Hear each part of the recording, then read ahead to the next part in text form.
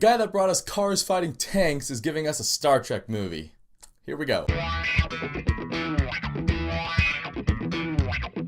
So Star Trek Beyond is the sequel to Star Trek 2009 and Star Trek Into Darkness. I really liked both those movies. I know Star Trek 2009 is like unanimously loved among just everybody. Star Trek Into Darkness has kind of gotten a little bit of a bad rap over the years. I watched the movie right before I saw Beyond and I still like it, so I don't know, maybe I'm crazy. This is also coming from someone who has never seen all of Wrath of Khan, so don't hate me, but that could be part of it. Although I just got this thing now, so I gotta watch these original movies. Because these rebooted Star Trek movies are really good, and Star Trek Beyond is no exception. In Star Trek Beyond, the Enterprise is right in the middle of their 5-year mission. They get called to check out this planet where everything just goes wrong, and the Enterprise crash lands on the planet, the crew's separated, they gotta find each other, get back on their ship, and defeat this villain named Krall, played by Idris Elba. And I gotta say, this is the most Star Trek-y of the Star Trek reboot movies. When the movie was first starting out, I was like, oh, this kind of feels like an episode of the original Star Trek series. You know, they're going out, they're doing their mission, they're exploring deep space. What I really liked about this movie is how it divides up the crew. Because in both the 2009 Star Trek and Into Darkness, there were some scenes where some people were separate, like in Into Darkness, Scotty was kind of separate for the first half, and there was a couple scenes where Kirk would go out on his own. But I like how this movie really does just pick apart the crew. Like each person kind of has a buddy that they're sticking with, like Chekhov and Kirk,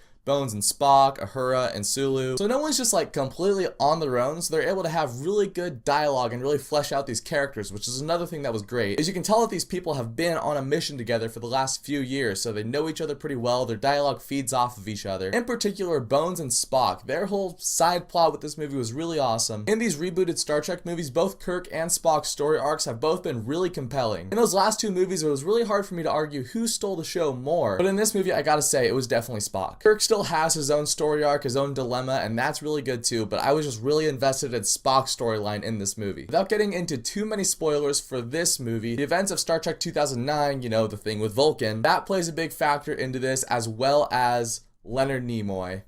That's all I'm gonna say. But Spock is kind of rethinking his position in Starfleet, and ultimately it goes back to that whole needs of the many outweigh the needs of the few mentality. But him and Karl Urban played off each other really well because Bones doesn't love Spock, but they need each other to survive in this movie. But I gotta give it up to the scene stealer in this movie, who was Sofia Boutella's character. Her name was Jaylen. She's kind of like this warrior that's been stranded on the planet. She's run into Idris Elba in the past. She knows what he's capable of, so she wants to help Kirk and his crew get off this planet. And she was just awesome. Like, she's hardcore and she's knowledgeable, and she works really well with the crew of the Enterprise too. And one of the big themes about this movie, kind of funny because it's Justin Lin, you know, Fast and Furious, but the theme is kind of like teamwork and friendship and family. And Jaylen hasn't had any of that for years, so when she's kind of like semi-inducted into this mini Star Trek team, it's just kind of cool seeing her character evolve throughout the movie. But again, the whole cast is great. You know, you got Chris Pine, Zachary Quinto, Karl Urban, Zoe Saldana, John Cho, Anton Yelchin. I feel like I would be kind of amiss if I didn't mention Anton Yelchin at least a little bit in this review. You know, his career started off a little rocky with Terminator Salvation, but I gotta say, Anton Yelchin was a great actor. It was cool seeing him start from obscurity and go into Star Trek and these other big high-profile movies. It would have been amazing to see where his career would have gone. It's really unfortunate what happened to him, but I'm glad that we got to see him as Chekhov one last time. And like I said earlier, this is very similar to an episode of the original Star Trek series. At least it starts off that way. They're exploring the planet, they're trying to get back together. But what I liked about this movie is how, you know how most movies peak about 2/3 of the way through, and sometimes the last act, especially in comic book movies, doesn't always pay off. This movie, I felt like, kept getting better as the movie went on. Because I gotta be honest, for that first half hour to 45 minutes, I was kind of like, okay, you know,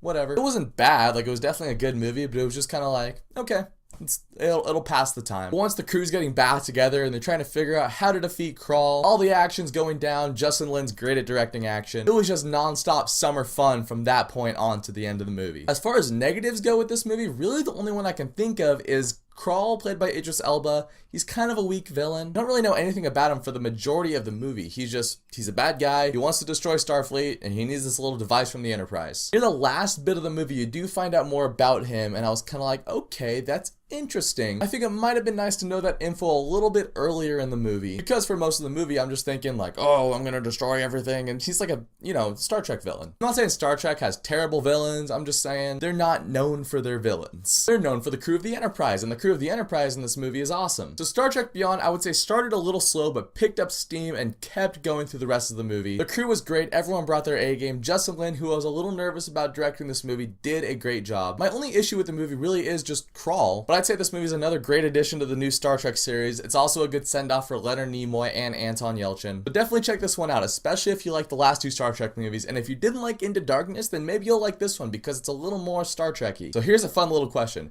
I want you guys to rank the last three Star Trek movies. So Star Trek 2009, Into Darkness, Star Trek Beyond. So you would do like number 1's your favorite, and then number 2, and then number 3 is your least favorite. So whatever your order is for this new Star Trek trilogy, put it in the comments, let me know what you think about them. And thank you so much for watching this video. If you liked it, you can click subscribe, check out some of my other stuff, and I'll catch you guys next time.